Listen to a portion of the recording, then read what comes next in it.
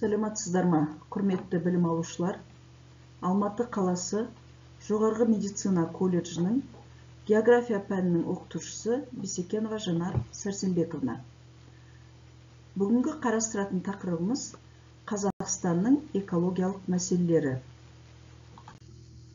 Сабағымыздың мақсаты Қазақстанның экологиялық мәселелерін шешу жолдарын ұсыну. Бүгінгі қарастыратын сұрағымыз бұл табиғатта шешімін таппаған қандай экологиялық проблемалар бар, осыған тоқталатын боламыз. Бұл сұраққа тоқталмас бұрын балалар, өздеріңізді осы бейнероликпен танысуларыңызды сұраймын.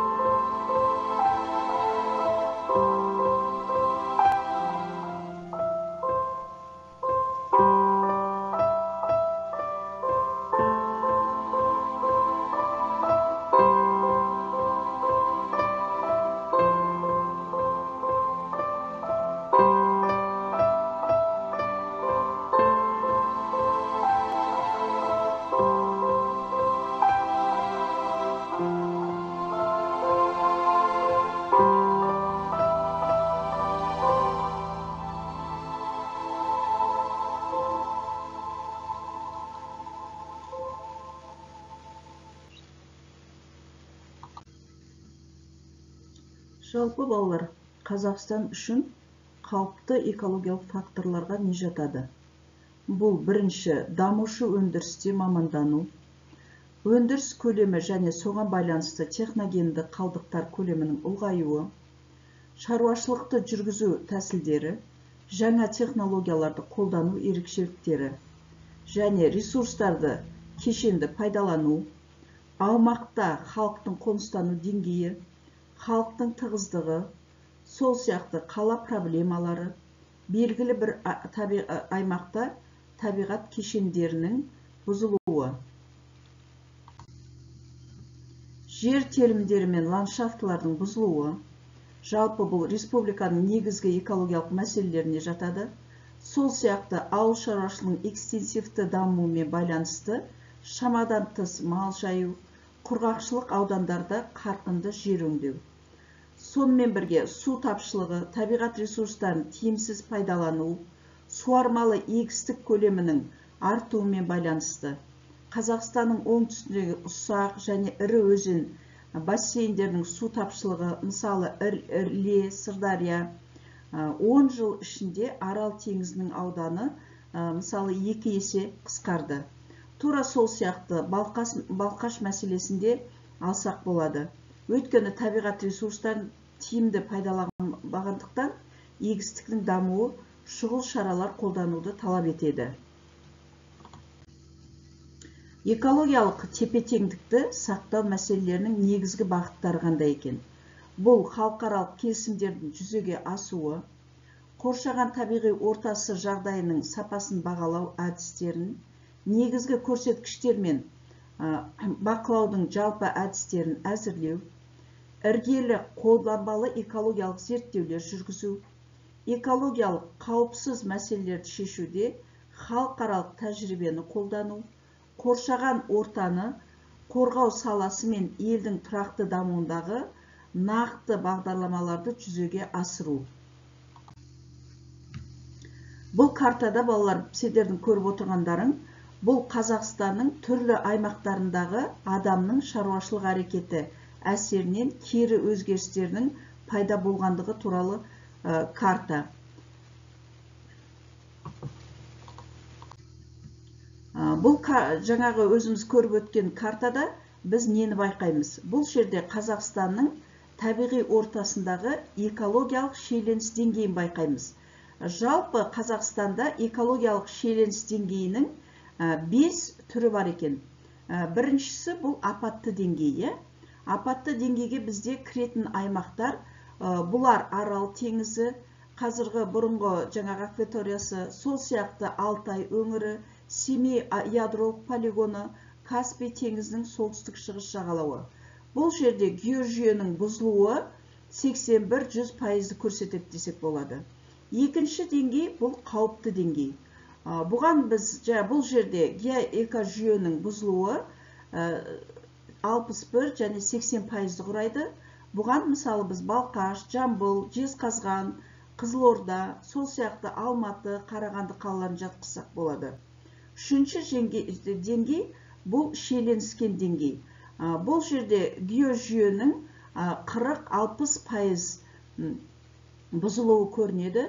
Бұған біз мысалы Ақтөбе мұнай өнеркәсібін жатқызсақ болады, Қарашығанақ газ концентрат кен орнын жатқызсақ болады, тура сол сияқты Ақшатау, Атасу, Қаражал, Жаңатас аудандарын жатқызсақ болады. Ал төртінші бұл қанағаттанарлық деңгей.